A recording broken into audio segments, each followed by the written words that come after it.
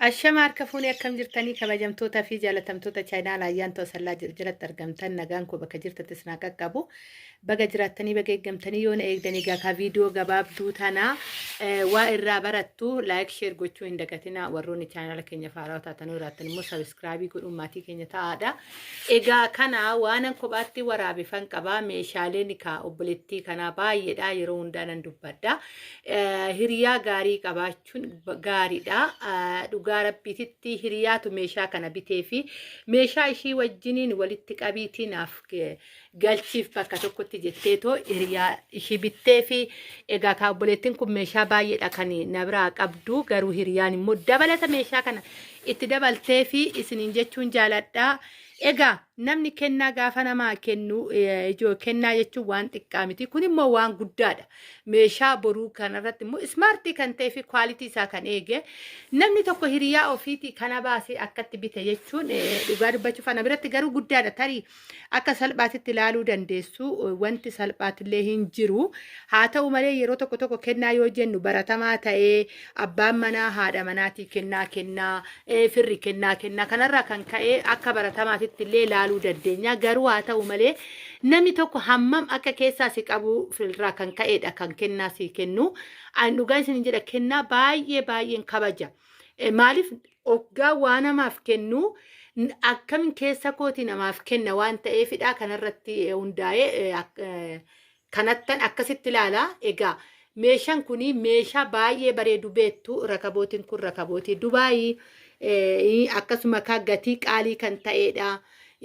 Sinoonni isaanii akkasiidha akka argaa jirtanii sinii baay'ee babbareedduu fi kwaalitii isaanii kan eegedha jechuudha. Meeshaan kuni meeshaa boru akkasuma immoo ija namaatitti illee nama simatuudha jechuudha. Egaa haa ta'u malee nuti qarshii qabaanne taanaan biyya keenya keessattis wanti hunduu nu simataa nu hawwata. Yeroo tokko bakka meeshaa hoggaan deemu dubartoonni gizee dhufanii meeshaa gaafatan baay'een garramama. Hookan ajaa'ibsiifadha maal jedhu jira kaa meeshaan guutee seenee jira meeshaan ijji namaa ol fuutu gattee deemin nama taasisiisu jira.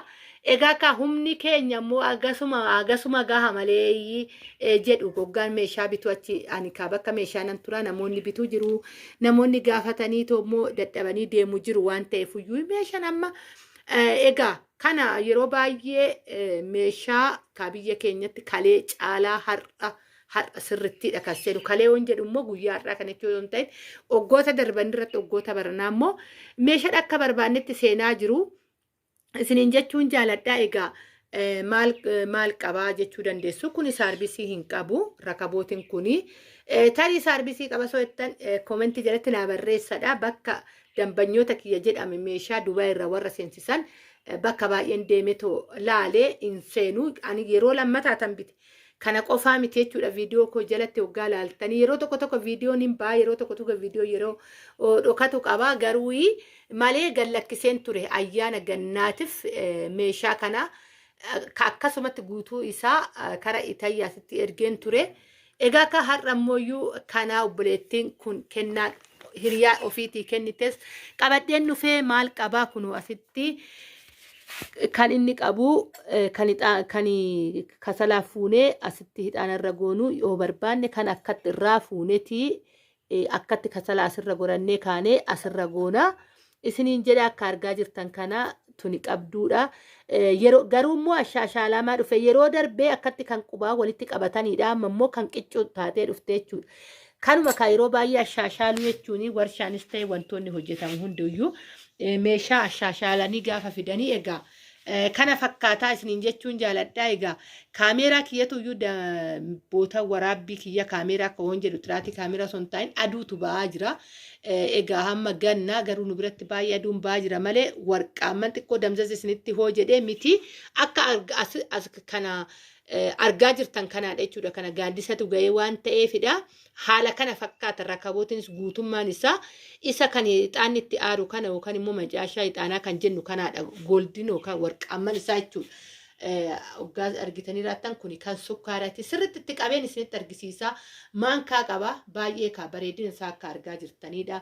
Siniin ishii kennaa sappiraayiziitiin hidhamte fakkaattudha ofirraa qabda.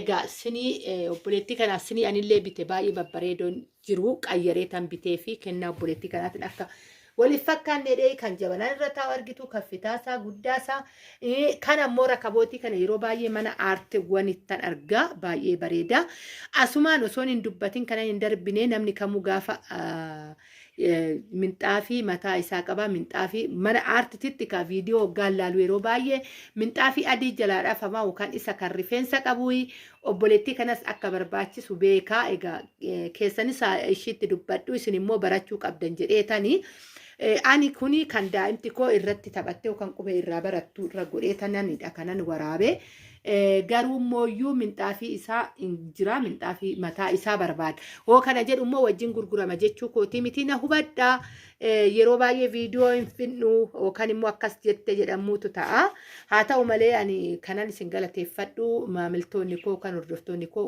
baay'ee waa hubattu galatoomadha haa ta'u malee mooyyuu gamanumaanii viidiyoo xumuraa laalaa irraa hubattu namoonni kana bitattan namaafis kennaa kennitan nama jaalattanii yoo ta'e minxaafii barbaachisaa minxaafii adii jalaan jechuudha keessattuu namni kanaan dura obboleettii keenya lubbuu ishiitti irratti uffaradde yeroo darbee mana ishiitti gaafa mana ishiitti galtu gaafa laaltan rakabootiin akkana ta'ee minxaafiin isaa jalaan adii baay'ee siimboo qabeessa ta'a amma kana caalaa asumaan isinitti yoon argisiise iyyuu isaa kan daa'imaa kana jechuudha isa caalaa osoo ila adii kana amma adii kanaan ta'ee rifeensa kan qabu ta'e baay'ee bareeda jabanaa jalatti ani garuu viidiyoodhaaf dirqama afuu waan hin qabuufan afeetoo waraabee kanaadha baay'ee guddaadha siniin kuni sinii 12dha sinii 12 jedhee 24 illee qaba baay'izawee ani wanni isaa walirra hin goone kana yoo akkatti walirratti taa'ame kan inni kan wannidha maqamaca yookaan isa kan sinii qabdu kun gaafa akkanatti illee walirra taa'ee sinii 24 qaba jechuudha ta'ummooyyuu ani siniin 12 waan ta'eef akkatti wal cinaa godhee waraabee mastaawutiin kuni bahamee kophaatti hidhama kuuwwan immoo akkuma jirutti hidhama warri immoo mastaawutiidhaan illee jechuudha akka mastaawutiin isin jalaa hin miidhamne gamanumaan karaa biraatti soo bittan mastaawutiidha kun akkuma jiruun kuni mastaawutiidha waan ta'eef of eeggannoo guddaa barbaada kaartoonii dabalataa barbaada kanaadha isiniin jedhaa viidiyoo tana kaayigaa haasaa isinitti dheeressee dhiifama baruu qabdu waanan jedhuufanii egaa hedduun isin jaaladha hedduun isin kabaja bakka jirtatti nagaanaa ta'a aga viidiyoo biraatti walitti deebinutti baay'ee